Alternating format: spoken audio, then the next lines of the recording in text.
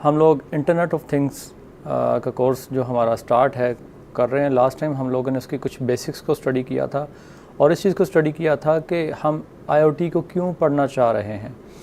और last time जो and करते हुए मैंने आप लोगों को एक सर्किट दिखाया था, वो इसलिए दिखाया था कि हमें रिक्वायरमेंट पता चल सकें कि हम पहले किन किन चीज़ों का हमें पता होना चाहिए।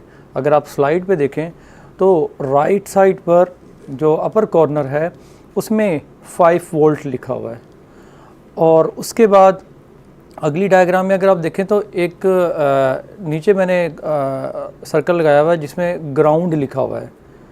उसके बाद एक और सर्कल है जो एक जिगजैग सी फिगर बनी हुई है। अब ये क्या चीज़ है?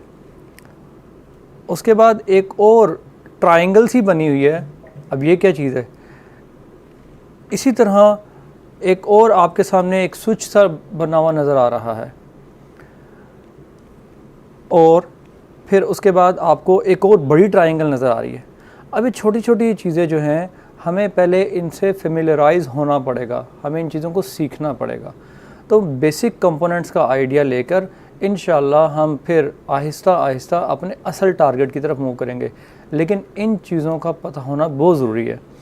अब जो बेसिक चीज़ें जो मैंने डिज़ाइन की हैं आप लोगों के लिए कि जिनका आपको पता होना चाहिए, that is charge, voltage, current, resistance, resistor, again resistor colour codes, relationship between resistor, voltage and current. Then we will come to circuit. then we will come to circuits, series circuits and series circuit properties देखेंगे। फिर हम उसके बाद हम parallel circuits को study करेंगे, parallel circuit की properties को देखेंगे और फिर हम मामूली सा एक छोटा सा प्रैक्टिकल करेंगे और फिर लाइट एमिटिंग डायोड। अच्छा, ये जो बेसिक कॉन्सेप्ट है यहाँ तक लिमिटेड नहीं है। वक्त के साथ साथ जैसे जैसे ज़रूरत पड़ती चली जाएगी मैं मज़ीद चीज़ें ऐड करता चला जाऊँगा, लेकिन अभी स्टार्ट करने के लिए इतना काफ़ी है। स्टार्ट करते हैं। चार्ज, आप लोगों ने बचपन से चार्ज का नाम सुना होगा कि बादलों में स्टैटिक चार्ज होता है।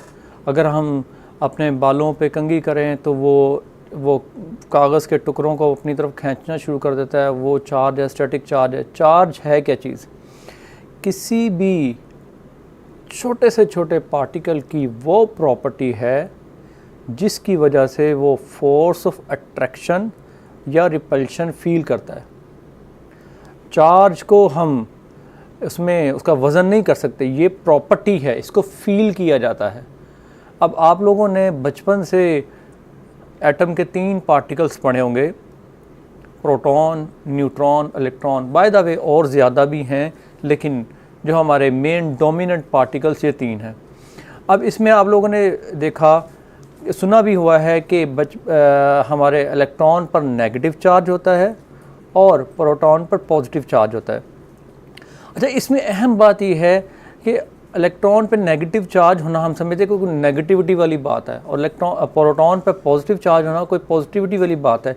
ये जस्ट एज्यूम किया गया, जस्ट उन्होंने साइंटिस्ट ने क्या किया कि एक डायरेक्शन को, इन डायरेक्शन ए को उन्होंने पॉजिटिव कह दिया और उसके ऑपोजिट डायरेक्शन बी को उन्होंने नेगेटिव कह दिया, एंड दैट्स इट। इससे ज़्यादा कुछ नहीं है नेगेटिव पॉजिटिव होना, ठीक है। अच्छा, अगर साइंटिस्ट उस वक्त चाहते, वो जो एक्सपेरिमेंट्स कर रहे थे, तो माइट भी वो ये भी कह सकते थे कि इलेक्ट्रॉन पे पॉजिटिव चार्ज होता है और प्रोटॉन पर नेगेटिव चार्ज होता है। इससे घबराने वाली बात नहीं कि यार नेगेटिव का मतलब क्या है, जस्ट इट शोज डायरेक्शन। अच्छा, एक बात तो ये होगी और दूसरी बात क्या हो गई? दूसरी बात ये होगी कि जब एक्सपेरिमेंट किया जा रहा था तो जो पार्टिकल्स अट्रैक्ट हुए उन्होंने उसको एक साइन असाइन कर दिया और जो पार्टिकल रिपेल हुए उन्होंने उसको दूसरा साइन असाइन कर दिया।